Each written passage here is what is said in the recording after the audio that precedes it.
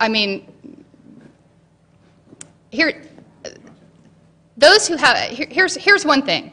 The university is thousands of years old. Maybe not thousands, but 8,000 years old, right, as an institution.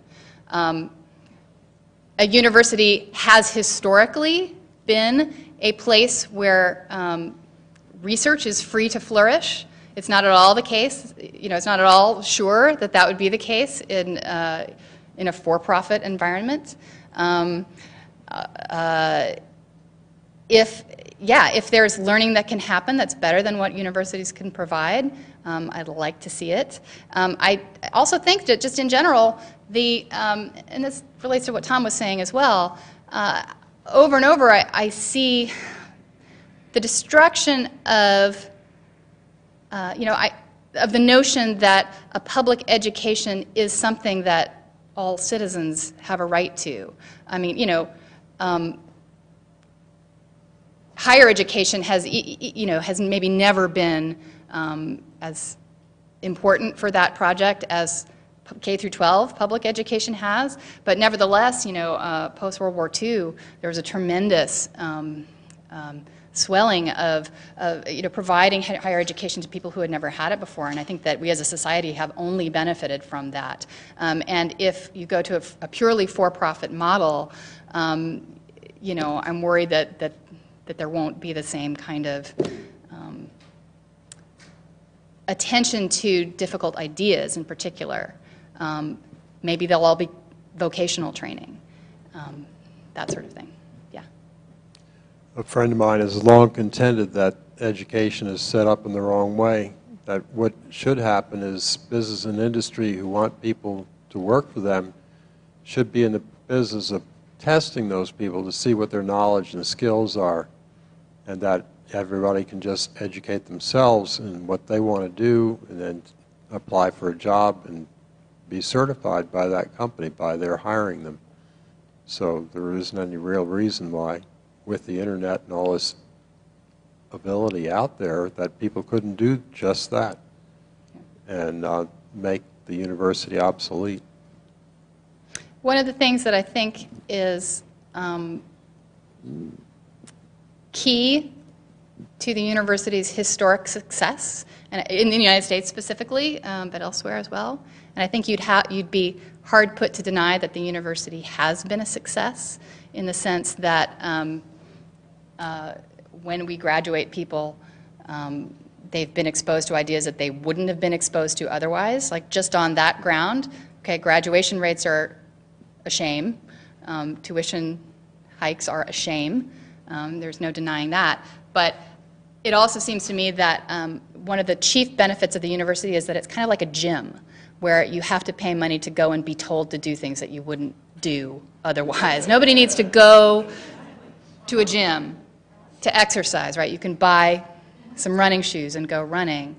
But nevertheless, many people need that structure. They need the communion with other minds. That's the thing that you could miss very much with company-based training and with self-taught training. Yeah? Yeah, but they never would have happened if we didn't have a university to do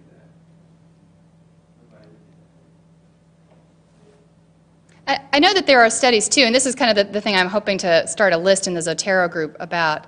I read a study that said we've studied whether people learn best through watching recorded lectures, through in-person classes, or through a combination of both. Now, DS-106 was, a version of online learning that was not just that, but this particular study found that absolutely you needed both the in-person component and the ability to go back and reconsume things that had happened in the classroom itself. So I think that there is a good bit of research out there to suggest that online only doesn't always work. There was an in-person component to DS-106.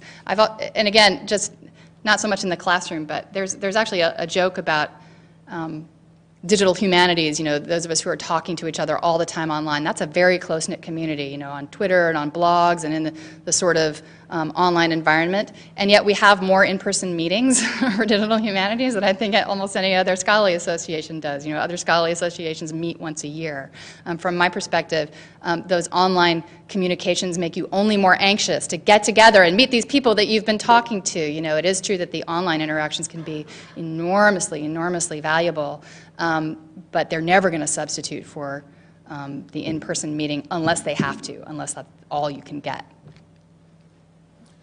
I guess in my sense, when I hear a lot of this stuff, both on the side that we can replace universities with sort of do-it-yourself approach, but also the critique of universities is twofold. One, it's not unreasonable for people who pay as much money as they pay to ask what they're getting from a college education, right? That's a completely reasonable question to ask, and I think we often get really defensive about it, and we need to get over that.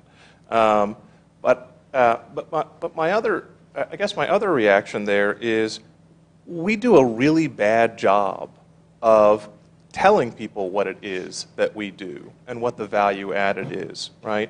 Mm-hmm. And I think one of the problems we have is we've let the conversation go to the point where all too often those are defined by journalists through statistics that are measurements that we don't actually think are important. And so, I think we have a responsibility to get more engaged in the conversation about what the value added of higher education is.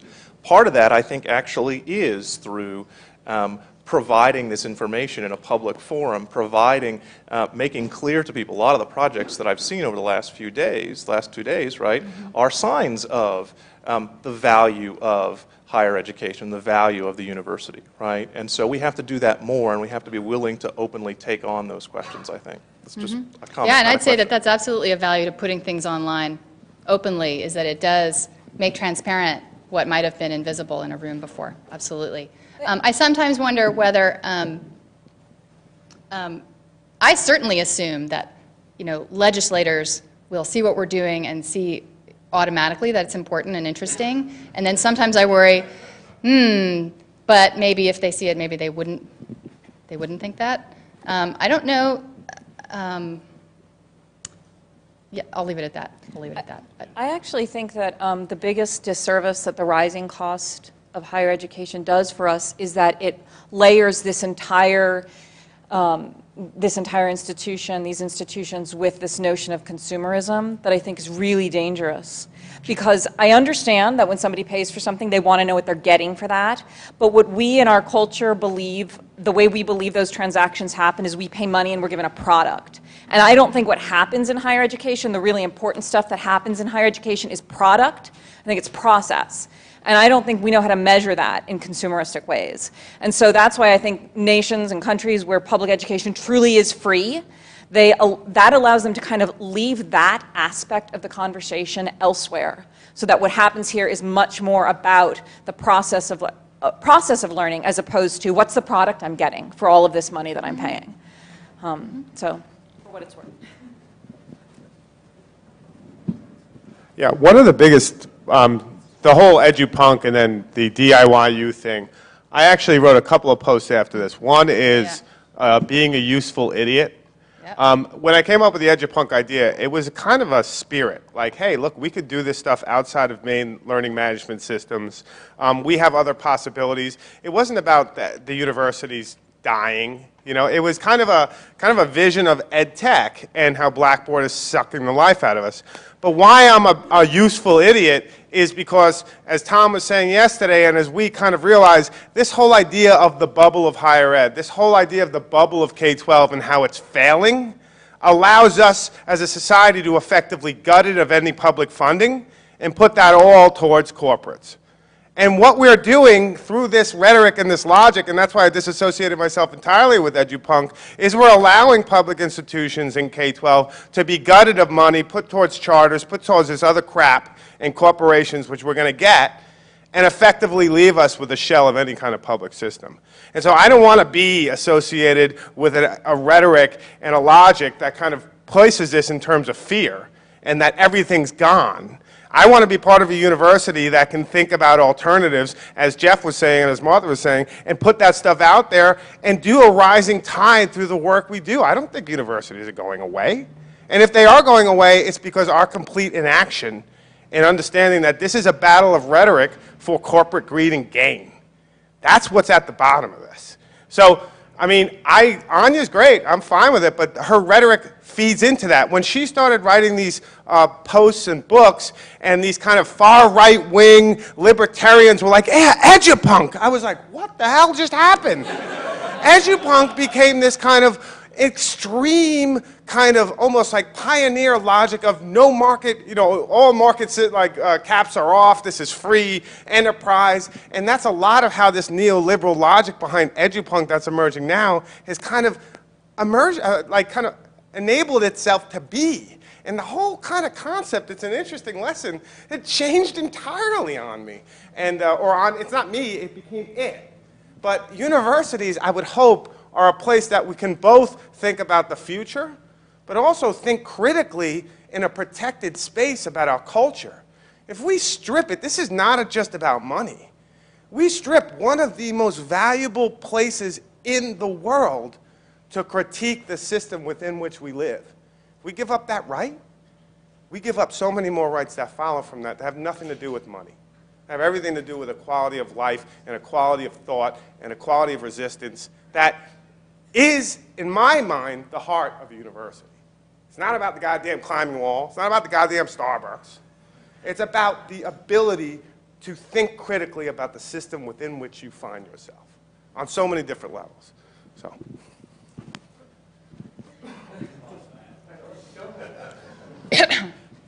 Probably have time for just one more quick question. Looks like it's Ernie.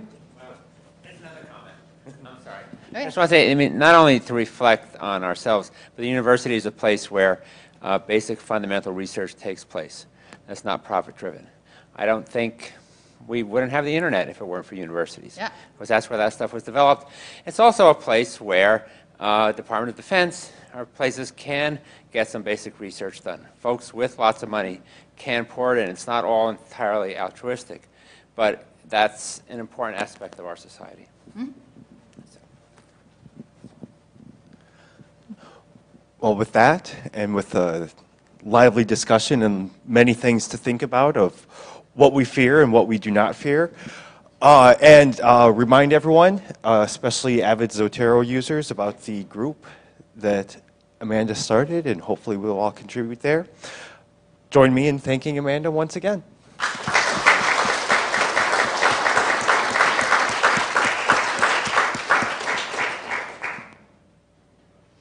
We have about 15 minutes, and then our last sessions will start. Scattered